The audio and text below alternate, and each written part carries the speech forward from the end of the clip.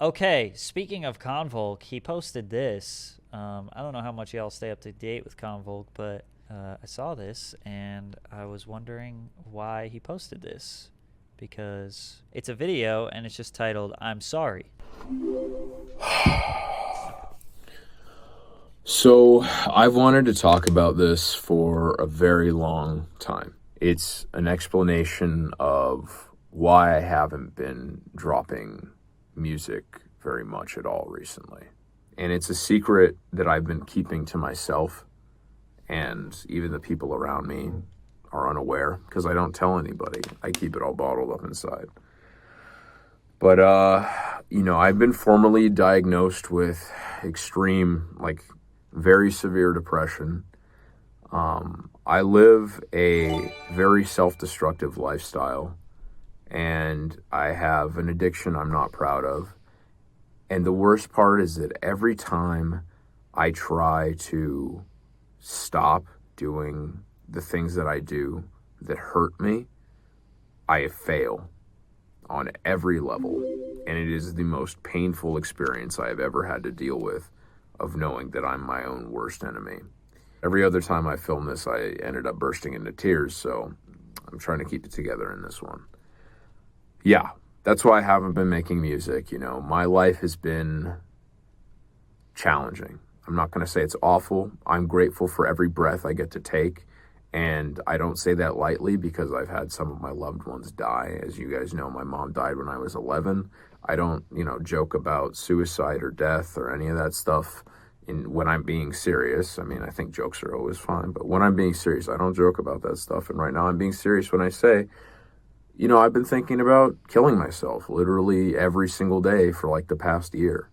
And it's not because of COVID. It's not because of anything. It's because I'm severely depressed and I'm my own worst enemy in a lot of ways. And so I just wanted to kind of come clean and be honest with you guys about, why you haven't been hearing new music It from me. takes a lot to be able to say that on the internet.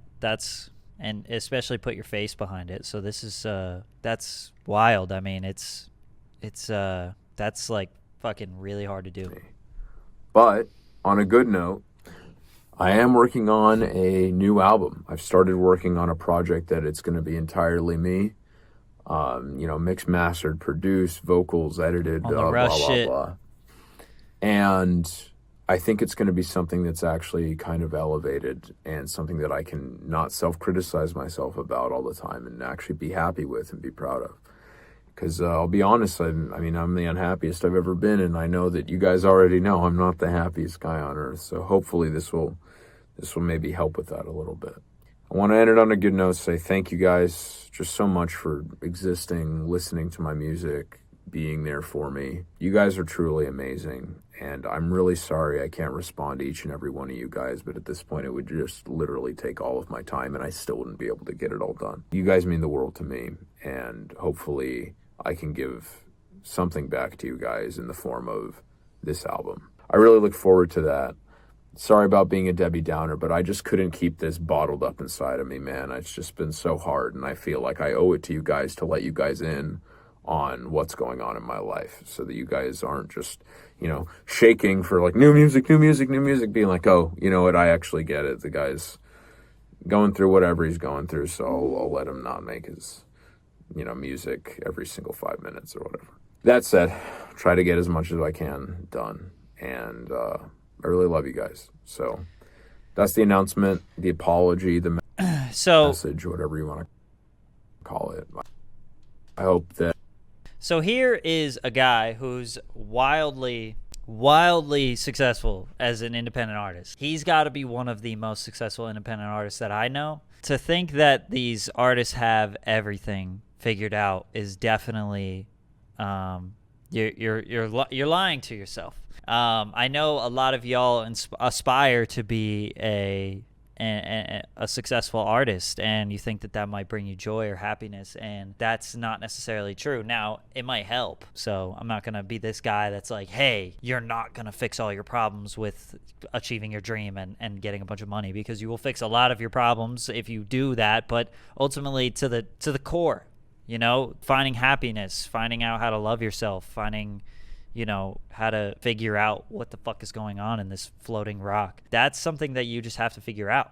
All this other stuff is not going to help it. You know, I'll reach out to Convolk privately, but I just figured since he put this on the internet, this is open for discussion. I haven't talked to him in a couple of months, but I've known a bit about, you know, I know a little bit more about him as a person than I think y'all do, and I definitely care about him. I mean, this man, he said to me, you need to make all of your YouTube videos about music, because when I was doing it, you know, I was trying to do commentary, I was trying to be funny, I was trying to make comedy skits, and trying to do a lot of different shit.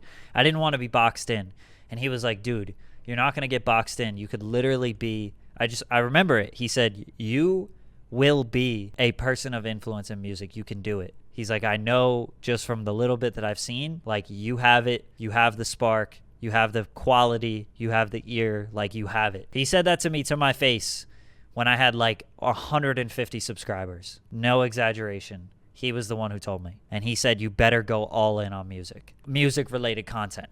And to me, he was wildly successful then. You know, he would drop a song and it would get 20,000 streams minimum, 30,000 streams minimum, 40K streams minimum. And I was like, you're practically famous, right? He had 1,000 followers on Instagram. And I was like, yo, that's crazy. But I've known a bit about him, and I know about him personally. And I know that this is something that he's been experiencing since day one. He's a perfectionist. He's never happy with himself. But it is deeper than that. And it takes a lot to put something like this on the internet. You know, I've seen this side of him, so it's not like shocking to me. Yeah, it's super hard and it's not talked about enough. And the reason why I want to show you this is not because I want y'all to feel sad or whatever, but it's like, yo, a lot of artists, like as somebody who genuinely, like I feel like I genuinely care about people, you know, maybe it's just people that I'm friends with or whatever, but I feel like I can relate to a lot of people. I feel like I have a lot of empathy. And if somebody was saying something like this to me, you know, I could figure out a quick way to relate it to my own life, or, you know, just empathize with them, try to understand. And as a music culture we claim that we talk about it, but we don't, you know, we don't talk about this. People want to shy away from this conversation. And no matter how many artists pass away or seem to be going through things, we still don't have the conversations. And for an artist to put that out there, even though making it very obvious in their music, it's hard, man. And people start to look at you differently, or people want to, you know, assume you're this way, or they just treat you differently, you know? And a lot of people don't want that. So I got a lot of respect for him for talking about these things, because it's just hard. It's just hard. You know, when I was just going through whatever I was going through in my life, I never told anyone. I bottled it up. I didn't want anybody to think I was a weirdo. Most of really what I didn't want, I just didn't want people to like treat me differently. I just wanted you to treat me normally. That was always my thing when I was going through whatever, whether I was anxious or depressed or whatever phases I was kind of going through emotionally in my life. I just never wanted anybody to treat me differently. So I never told my friends. I just wanted to be normal just like them. And I'm kind of still like that to this day, but I'm a little bit older, and I think my friends will just treat me normal no matter what. So if I'm going through something, I could just talk about it, and they'll be like, yo, it's okay, like it's all good, or whatever. They'll talk to me the way that, whatever, like an adult, or we'll have an open conversation or whatever. But the artists, I feel like, don't really have that. I mean, unless they have really good friends that treat them normally, but artists don't really have that to their viewers or supporters or fans or whatever you want to call them, because they sort of idolize them, or they look up to them. So they have to be strong. They have to be this certain thing. And they don't want to be vulnerable. They don't want to be perceived as anything other than, you know, an entertainer, or just kind of a person that makes music or just makes cool shit. And when they let them in on this side of their life, you become something deeper.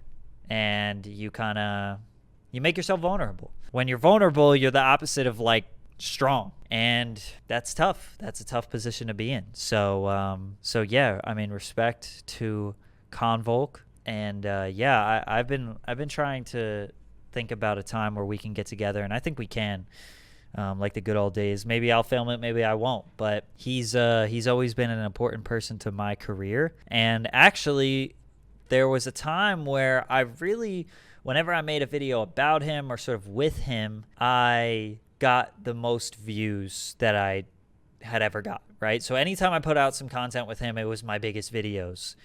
And a lot of the times in the underground when I was coming up, people would say like, yo, like Convolk made you, like you're just his like groupie, or you're this and you're that. So I needed to separate from that. And after I left the Convolk tour, I hit 10,000 subscribers, and in hindsight, I wasn't just like his friend. Like I was bringing other value, but part of me was like, yeah, I can't just be this person that's like, and he never thought of me that way. And we would have this conversation. I would talk to him like, yo, bro, I don't want to be known as just like your sidekick. And not only did he move back to California, but I just wanted to try different content, and I wanted to just break away from being known as that. And a lot of people look at that as like, you know, something other than me just trying to be a bigger creator than just being known as like his friend. But I've tried to keep in touch with him, and we try to keep in touch with each other. But like we're both adults, we're around the same age, so like it's kind of tough to, you know, do that stuff all the time. But I'm gonna try to reach out to him and you know, see how he's doing, and see if I can help in any way, or just try to be a friend to him, because not that it's a cry for help, but like I feel like I have a better perspective, so maybe I can help. But also, like, y'all, if you're going through anything, if you're experiencing depression or whatever, like my biggest piece of advice 100% is just try to talk to somebody that you trust. A lot of people will say get professional help or go to therapy. And maybe I should tell you that as well. But in my experience, in my perspective, in my life, like just talk to somebody that you trust, somebody that you love, somebody that you care about, somebody that isn't going to judge you. I promise you, it's going to suck so bad right away. It's going to suck and it's going to be super hard. But once you start saying it and you start talking about it, like even if that person is just listening, like it feels amazing. Like it is the best thing ever. I can't even explain it. But it's like, even as I get older and anytime I'm going through something and I need to talk about it, I like fear talking about it. And then as soon as I do, it's just like the most amazing feeling ever. It's like taking a massive breath, or just like you just feel so relieved. And that would be my best advice, is just to talk about it with somebody that you really trust and that you really love. So yeah, not to be a downer or whatever, but hey, sometimes you got to get serious, you know? Sometimes it's all good to get serious, and that's life. You got to get serious sometimes.